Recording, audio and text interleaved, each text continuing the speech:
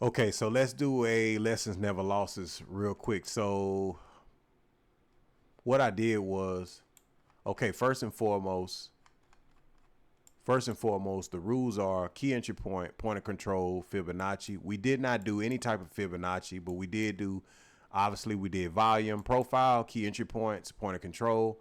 This was the one from yesterday. We marked it up, right?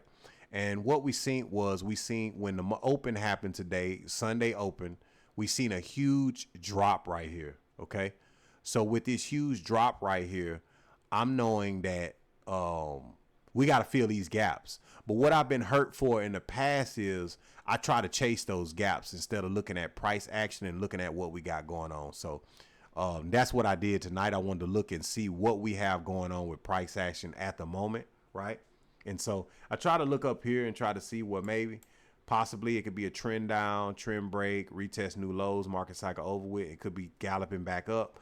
But when you look more to the left, you see, man, it's really since the news and stuff been so crazy, it's really been kind of a range, right? So it's been basically a range with this one, but we can kind of identify that this was going down like that. I guess, yeah, since we popped up here and we can identify that we're going down, right? And then boom, we broke down right here.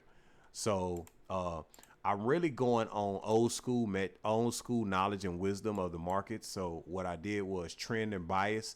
I didn't really have a trend and bias. I said I'm just gonna follow price action, right? So with me just following price action, so I said, okay, trend and bias. So I made a trend line right here. So we're gonna break it old school, right? So I see this. We on an island by ourselves. We went up. We touched some of this gap, right? And we see it been galloping upward since the market opened. So what I said was I'm gonna do some pointers with the trend line. I see the 21 EMA moving up as well, right?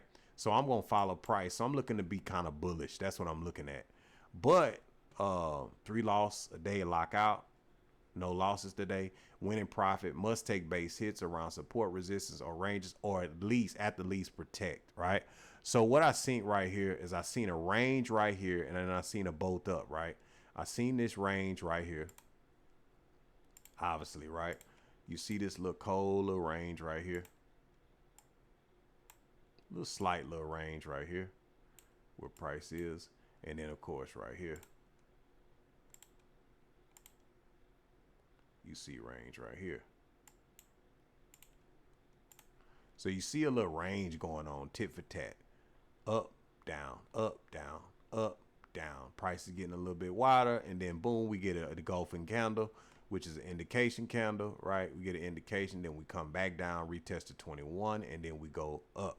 Now we see another range, right, forming up, down, up, down, up.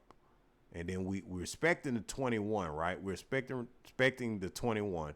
But since I seen the range, and the range already touched this bottom twice, once, twice, right? So I'm looking, okay, what are we gonna do? Are we gonna break out? Are we gonna break out here, or we gonna just come back down? With this candle formation, I'm very familiar with it. I'm very familiar with this, and I'm very familiar with these type of price action plays faking you out, right? So normally it'll fake you out. Somebody comes here, they'll put their buy, right? They'll put the stop loss below here, and they'll put a buy in because they feel like price may retest this, which was actually my thought process. But I remember in the past that, it could possibly come back and hit this bottom again, right?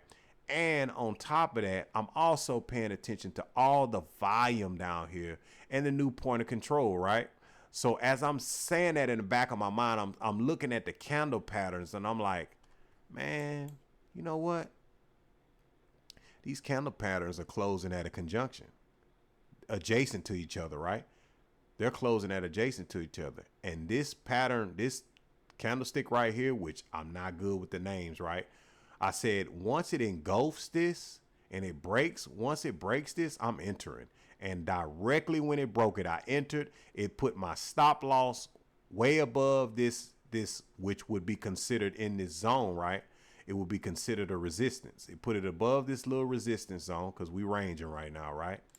And I took the trade, and we made $837 on that one trade, just on that drop. Shout out to you, Josh, for whenever it went up 1-to-1, which was $400. We protected. It went down more. We seen that we were over $1,000 on our account. We went on ahead and just took the money. And as you can see, it kind of spiked up. So it would have took us out anyway, most likely. We probably could have made more, but it's like why be greedy? I just took it when it hit 1,000. We made a 2-to-1, well over a 2-to-1 trade. Very proud of that. Very, very proud of not this. Actually proud of the way I've been trading and the way I've been taking losses on the chin, the way you've been following your rules. Only 3 trades a day, but if you got a one big winner like this, that's all you need. The analysis of the market, that was spot on, looking at it this way. And then yeah, that's pretty much it. Markets was moving fairly quick with that play. So in a slow market, that kind of moved pretty quick. You know, we only need 2 points, but we got our 4 and we got up out of there. So that's it. Lessons, never losses.